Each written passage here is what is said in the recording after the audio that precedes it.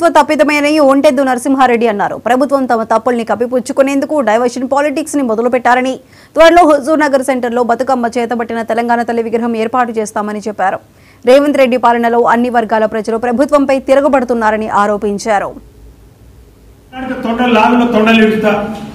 కనుగోళ్ళు తీసి ఆడుకుంటా, గోళీలు ఆడుకుంటా, పేగులు తీసి మెడలు వేసుకుంటా, తొక్కి కసరు తీస్తా, మానవ బాంబులు అవుతాం.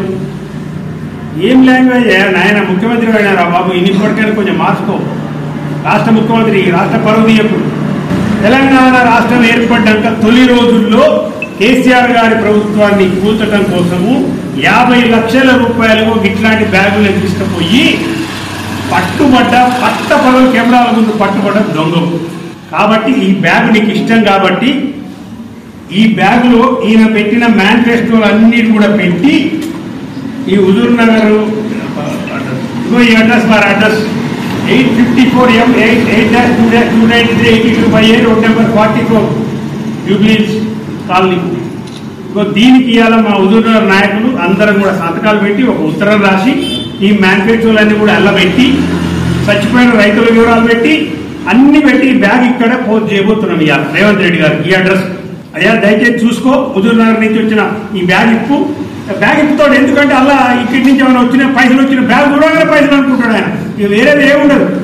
కాబట్టి ఈ రోజు నుంచి కూడా ఫర్దర్గా జరిగే హుజూర్ నగర్ ప్రెస్ మీట్లలో కూడా ఈయనని యనుమల రేవంత్ రెడ్డి లాగా మేము పిలవదలుచుకోలేదు. బ్యాగుల రేవంత్ రెడ్డి అని కానీ తొండల రేవంత్ రెడ్డి కానీ పిలవడం కూడా మేము నిర్ణయం తీసుకున్నాం.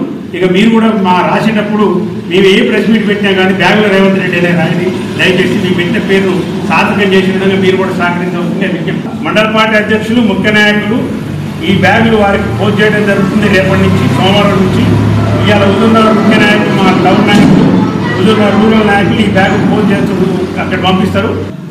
ప్రచారంలో రాలేదని వేరే దాంట్లో వ్యక్తిగతమైన కోపం పెంచుకొని, ద్వేషం పెంచుకొని ఇలా సెలెక్టెడ్గా ఢిల్లీలో మాట్లాడుతుంది. అది కూడా విన్నారు, మీరు కూడా విన్నారు. చట్టం ముందు అందరూ సమానులే. రేవంత్ రెడ్డి, చట్టం ముందు అందరూ సమానమైతే